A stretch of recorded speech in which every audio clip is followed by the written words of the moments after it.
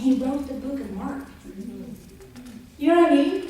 So just know, guys, okay, if you've got that's stupid, quit doing that. And you go, well, you just if you got that situation going on, just understand it's gifts that are conflicting with one another. And often apostles are the worst at that, okay? So, you're a Barnabas, God bless you. God bless you. All right, giver. Acts 4:36. Isn't that funny? I can just imagine. The church, they're afraid to get little tips. We all got to be holy and can't ever have any discussion or disagreement, or anything like that. Man, no small, sharp words happen between the two. Paul was a trip, man. You got Peter, the apostle Peter, who walked on water. Now, everybody, they get on to him because he's saying, but have you walked on water? So he gets out, he's walking on water. And he's, you are the Christ, the Son of the living God. This dude, had big successes, huge failures. How do you say it?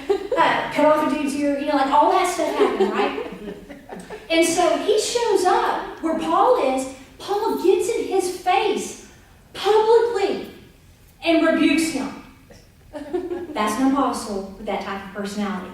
He doesn't care if you're the Pope. If you're doing something stupid, you're going to be right there. Okay? And so that type of personality can really be hard for exhorters. And the fact that y'all marry each other, God bless. I just said, but we don't have the whole blessing of being able to go our separate ways. Right.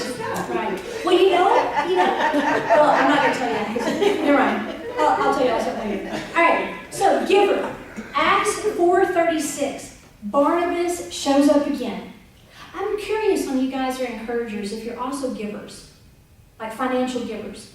Is he? Yeah, a lot of times people that are very encouraging, they're also very liberal in their giving of finances. We see in Acts 4:36 where Barnabas sold land and he gave all of the proceeds. That's the gift of giving. It's supernatural. So if you've got that, Jonathan, that's supernatural.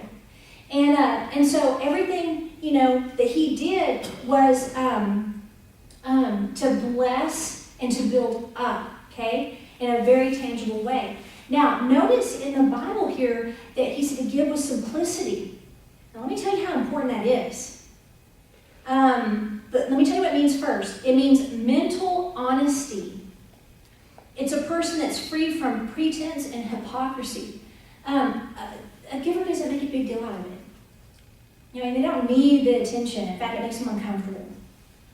And so when a giver goes to give, they're like on a down low, and they just love it. It's not a problem for them to give. Okay, well, here's the deal. This is how important it is. Ananias and Sapphira sell their land. They've got hypocrisy and pretense, acting like they sold the entire thing and they gave all of it. All right? They died. So that's what Paul's talking about. Don't, carry in this huge checkbook, plop it on here, get your big pen.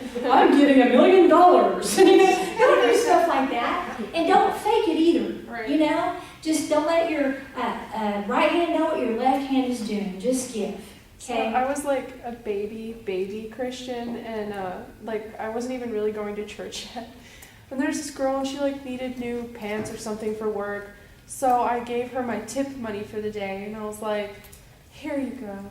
And then I go, I feel so good about myself because I just gave her my tip money for the day. This poor girl's going to have a good pair of pants, and God's going to bless me.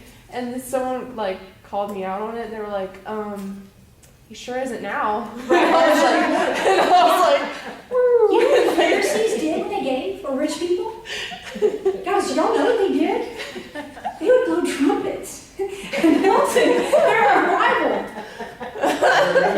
Carry their chest. Then you have the little widow that gives, her little, the Lord was watching it. So, they would, trumpets. Oh my gosh. Whew.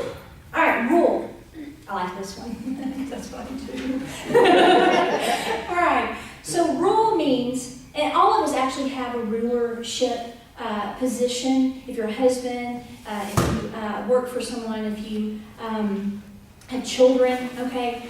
So just know that. But it means to stand before, in other words, having a rank. It means to maintain, okay? So how many of you guys maintain your house? All right, so that's ruling. It means to be over.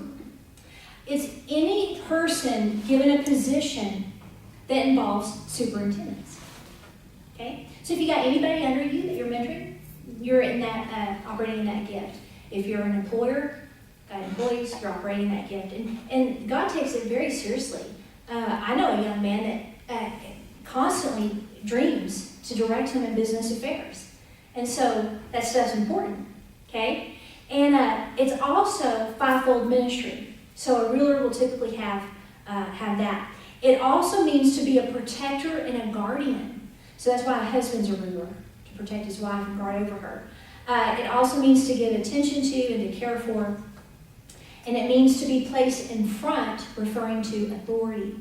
So Paul tells the ruler to be diligent. And the reason why, now it may sound ironic, okay? But the word diligent means earnest, have some speed and urgency.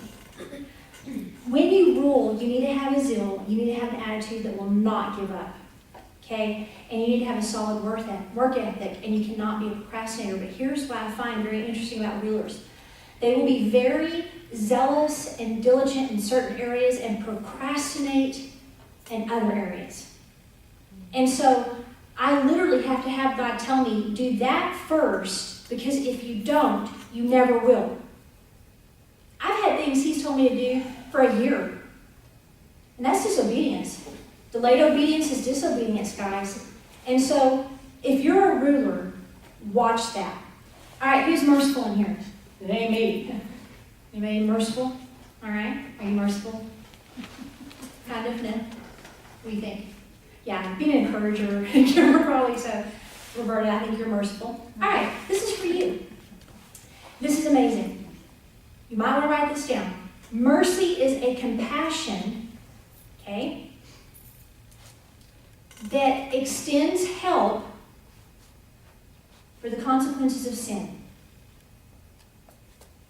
Compassion that extends help for the consequence of sin.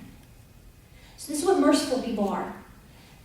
I'm just saying the difference between a person that's not merciful and a person that is merciful. Again, mercy is supernatural, right? Okay, so a person that's merciful, they will see someone that has financial trouble, repeated financial trouble, and it will move them to action.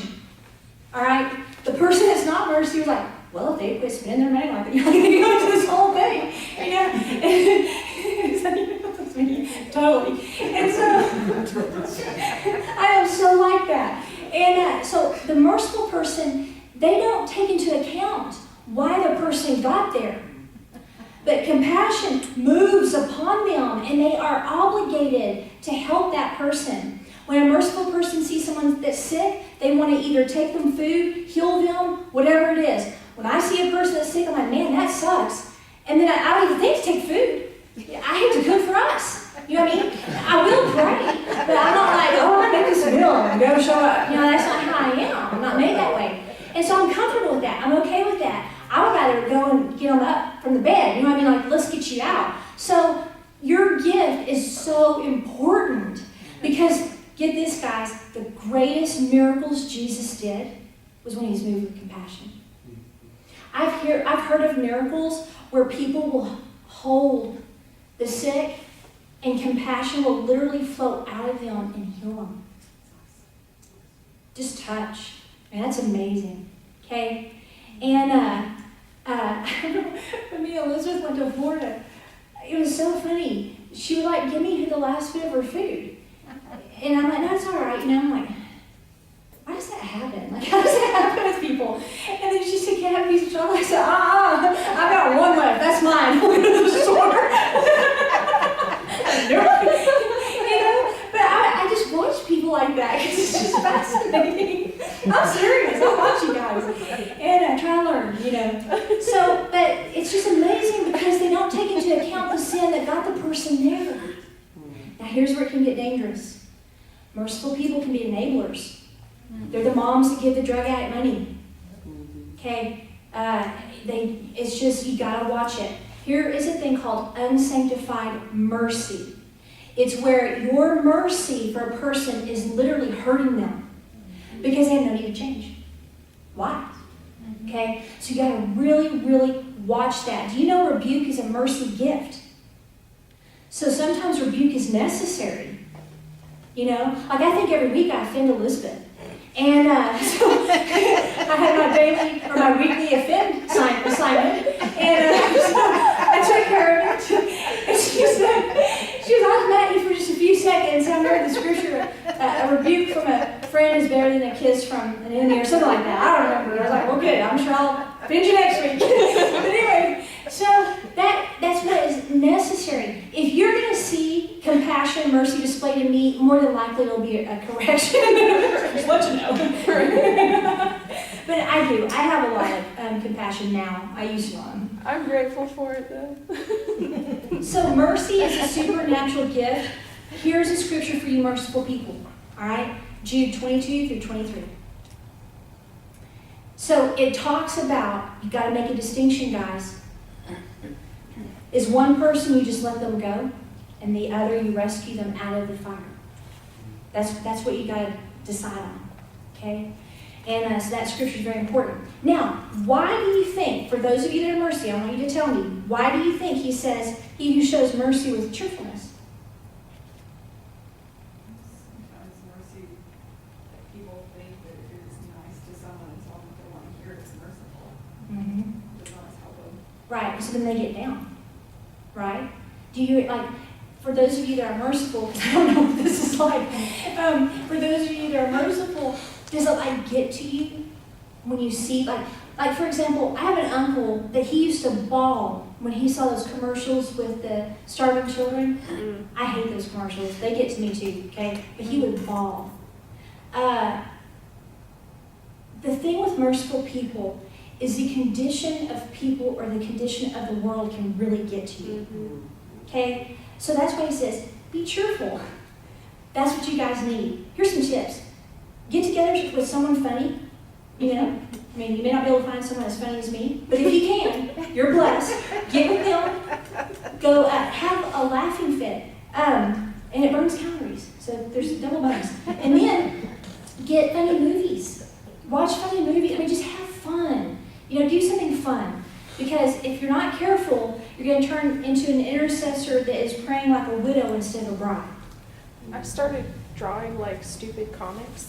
Like I'll draw like really stupid faces and I'll make myself laugh and then customers come up to the desk and they're like, what's wrong with this chick? I make myself laugh all the time. Me and Mike will be together at the house and I'll do something funny. I'm like, I'll just start laughing. Like, man, I cry myself up. At least once a week. The word cheerful is where we get the word hilarious or hilarity. Merciful people should be the funniest, most cheerful people in the church. Okay? It means to be friendly. You know, you're just a friendly person. You just attract friends. People, like, you're the people that you go somewhere and complete strangers you've never met are drawn to you and begin to share their life story. You know? And you're like, what? I don't understand. You know? That's you. So if that's happening, now you know why. Okay? So don't let their problems, though, get you down. It also means to be jolly, festive, and merriment. I like this. In primitive lands, the Greek word for cheerful was the heart is laughing and the eyes are dancing. The merciful people, they're like a ray of sunshine. They show up and you're just happy and comfortable. You just feel good, you know, when these type of people show up. All right, so let's finish off, and then we're going to do our activation really quick, and then we'll take up the offering. We're going to finish it. I'm going to read to you guys, so y'all can like close your eyes like story time, or you can follow along. We're actually going to finish Romans chapter 12. I'm not going to go into a lot of detail, okay? This is how we're supposed to behave. All right? So just picture this and look for any areas where maybe, you know, might not be behaving. Or just do something stupid, and I'll call you and offend you, and then you'll get over it. Okay, verse 9. hypocrisy. Abhor what is evil, cling to what is good. Be kindly affectionate to one another with brotherly love, in honor, giving preference to one another, not lagging in diligence,